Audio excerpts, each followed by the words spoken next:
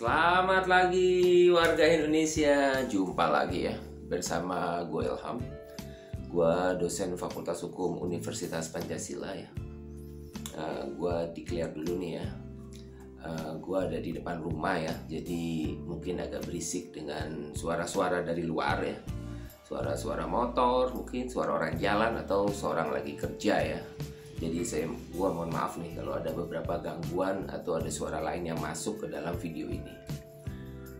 Pada video kali ini atau konten hari ini gue akan bahas dari pertanyaan ya. Adanya pertanyaan dari salah satu seseorang lah, gue sebut aja seseorang di kolom komen YouTube gue ya. Dia bertanya, sekali-kali bahas dong permasalahan yang berkaitan dengan pembentukan P3SRS. Permasalahannya apa? Dia mengutarakan bahwa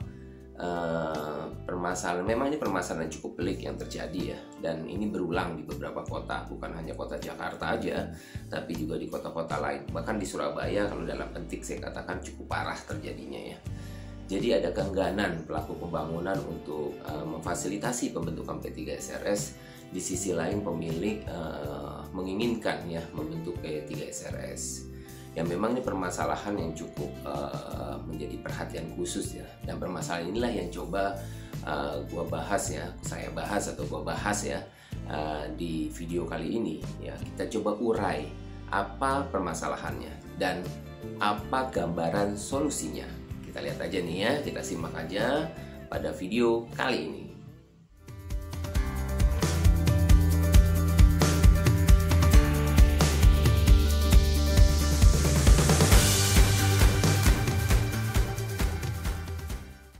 Kalau kita lihat secara normatif ya, dua-duanya punya kewajiban ya. Jadi kalau kita lihat di dalam Undang-Undang 20, pelaku pembangunan itu wajib memfasilitasi pembentukan P3SRS. Jadi ada kewajiban yang melekat kepada pelaku pembangunan untuk memfasilitasi pembentukan P3SRS. Di sisi lain, pemilik pun mempunyai kewajiban. Ya, pemilik ini berkewajiban membentuk P3SRS. Jadi masing-masing punya kewajiban. Satu kewajiban untuk memfasilitasi, yang satu lagi para pemilik ini wajib membentuk P3SRS. Nah, klaim kewajiban ini seharusnya dapat dijalankan secara seimbang.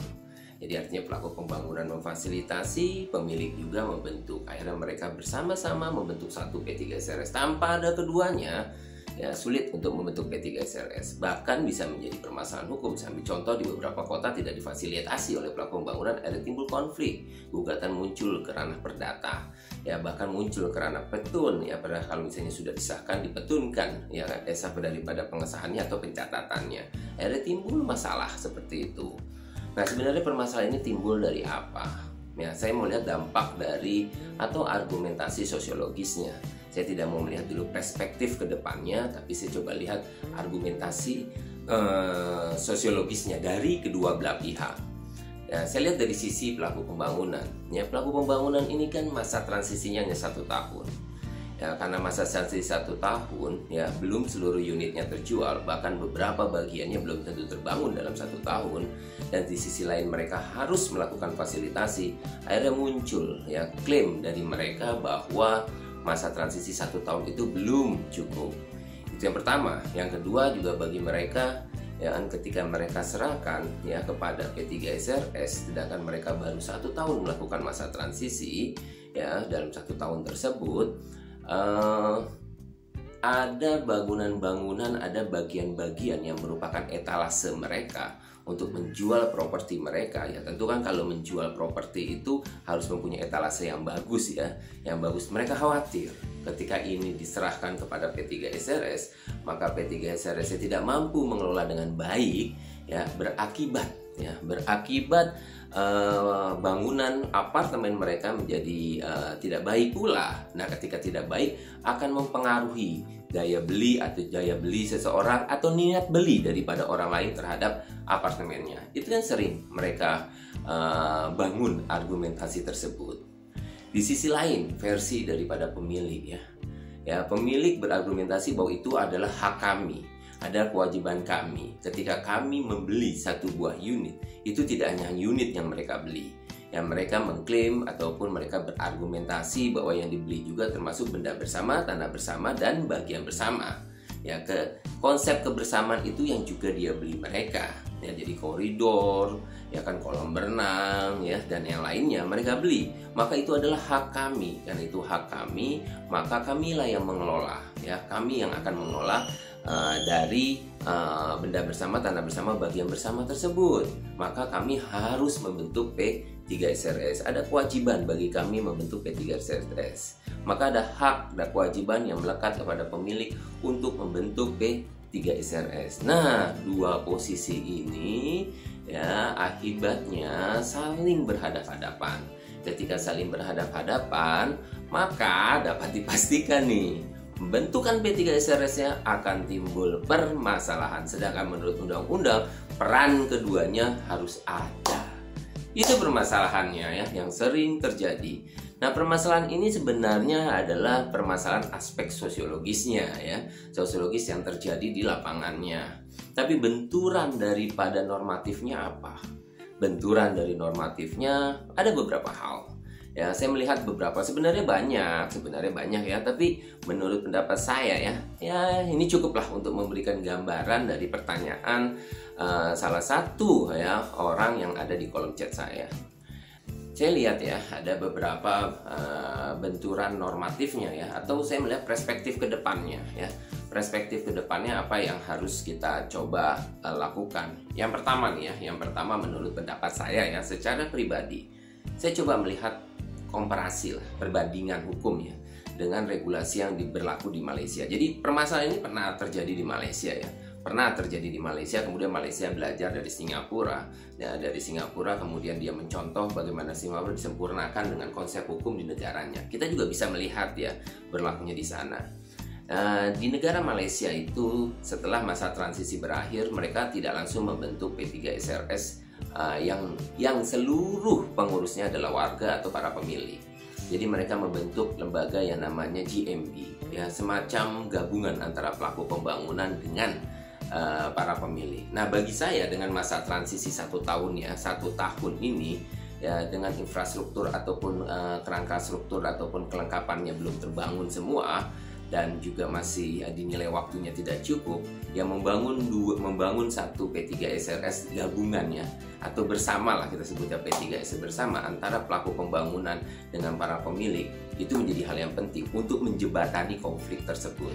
Jadi ada P3SRS gabungan, ada P3SRS bersama sebelum nanti pemilik membentuk P3SRS definitifnya atau P3SRS yang memang semuanya adalah para pemilik. Dengan adanya GMB kalau di negara Malaysia, kalau kita bisa saja sebut P3SRS bersama ini, maka konflik-konflik dapat diselesaikan. Jadi artinya mereka bersama-sama menjadi pengurus P3SRS, perwakilan pelaku pembangunan, perwakilan pemilik, untuk transfer daripada pengetahuan mereka bagaimana mengelola rumah susun. Yang kedua juga untuk memberikan transparansi keuangan kepada para pemilik, ya. Baru nanti setelahnya mereka membentuk P3SRS-nya.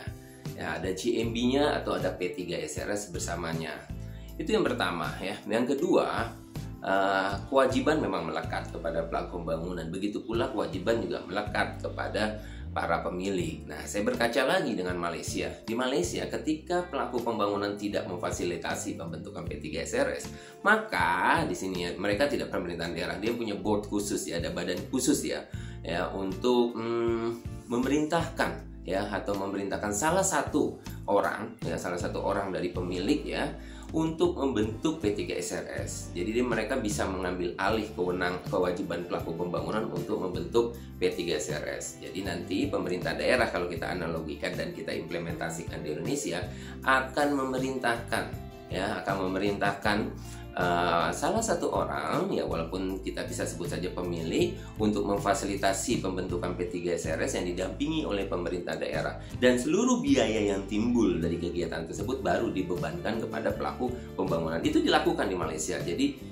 ada semacam pengambil alihan secara tegas daripada pemerintah daerah untuk membentuk P3SRS. Itu yang kedua bisa kita lakukan. 1, 2, yang ketiga yang paling penting menurut saya juga nih, kita harus ada regulasi yang mengatur tentang pengelolaan rumah susun.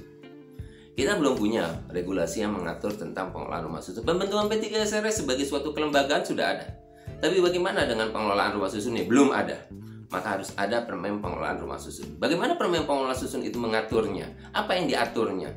Kita kenal, ada pada masa transisi, ada setelah masa transisi.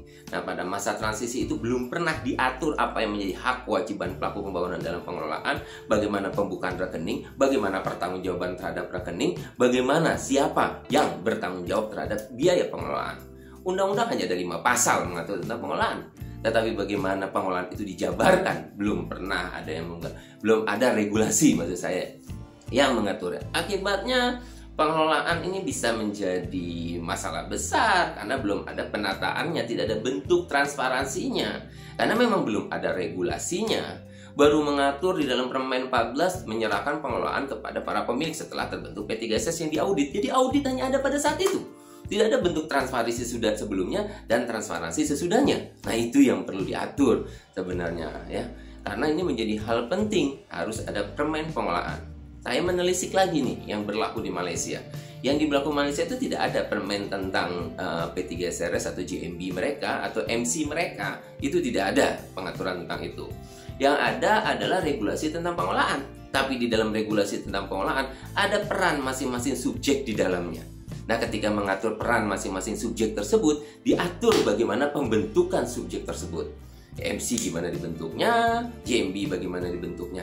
Jadi sistematisasinya itu berjalan dengan baik. Kalau kita permen P3SRS dibentuk, tapi bagaimana permen pengelolaannya tidak pernah ada. Itu yang ketiga, kita harus cepat mengatur tentang pengelolaan. Yang keempat ini ya, yang keempat menurut saya juga menjadi hal yang cukup penting, pengawasan dari pemerintahan daerah pada saat tiga hal saya menyebutnya.